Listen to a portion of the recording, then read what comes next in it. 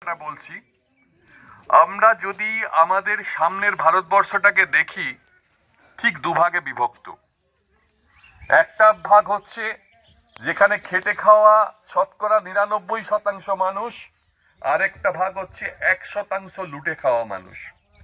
আমরা এই খেটে খাওয়া মানুষের পক্ষে, এই লাল ঝান্ডার পক্ষে যারা মানুষের অধিকার নিয়ে চিরকাল কথা বলছে, সেটা আপনার পাড়ার মোড়ে হতে পারে, সেটা আপনার বাড়িতে হতে পারে, সেটা পুকুর ঘাটে হতে পারে, কিংবা সংসদে, সব জায়গাতে খেটে খাওয়া মানুষের কথাগুলো বামপন্থীরাই বলে।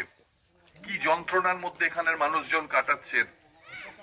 এখানের অনেক বাবা মাকে দেখছি যাদের ছেলে মেয়েরা পরিযায়ী হয়ে চলে গেছেন ভিন রাজ্যে খাটতে। একটা তথ্য বলছে, যখন করোনার সময় ফিরে এসেছিল পরিযায়ীরা, এই আপনার এই ব্লক থেকেই প্রায় 10,000-এর মতো মানুষ পরিযায়ী হয়ে ফিরে এসেছিলেন। আবার তাদেরকে কাজের সন্ধানে বেড়ে গিয়ে চলে যেতে হয়েছে। আমাদের রাষ্ট্র, আমাদের সরকার, আমাদের এখানের যাদের কাজগুলো করার কথা, একটা কাজ দেবার কথা, তারা সেই কাজটা তাদের দিতে পারেননি। মা বোনদেরকে ছেড়ে তাদেরকে চলে যেতে হয়েছে সেখানে। এই যন্ত্রণা আমরা রাখবো কোথায়? এখানে ল্যাম্পস গুলো বন্ধ হয়ে গেছে। যে মানুষগুলো হয়তো ওই কেঁদু পাতা কুড়িয়ে 2 পয়সা রোজগার করতেন, তাদের সেই রোজগার বন্ধ হয়ে গেছে। আদিবাসী হোস্টেল গুলো বন্ধ, 27টার মধ্যে 23টার মধ্যে 17টা বন্ধ হয়ে পড়ে আছে। এই যন্ত্রণা নিয়েই আপনাদেরকে চলতে হচ্ছে। আর মিথ্যে প্রতিশ্রুতির ঝুড়ি ঝুড়ি।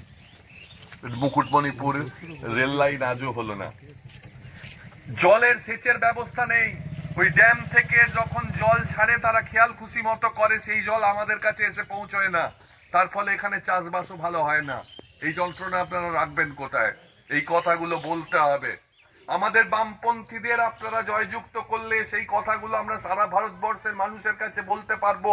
ওই পার্লামেন্টে গিয়ে টেবিল চাপড়ে বলতে পারবো যে আমার এই রাজাকাটা অঞ্চল, আমার এই রানীবাঁধ বিধানসভা কেন্দ্রের মধ্যে যে সমস্ত অঞ্চলগুলো আছে, সেখানে লড়াইটা, সাধারণ মানুষের জীবনযাত্রার লড়াইটা আমাদেরকে করতে হয়। সেখানে গিয়ে আমাদের অনুভব করতে হয়, সেগুলো আপনাদেরকে করতে হবে।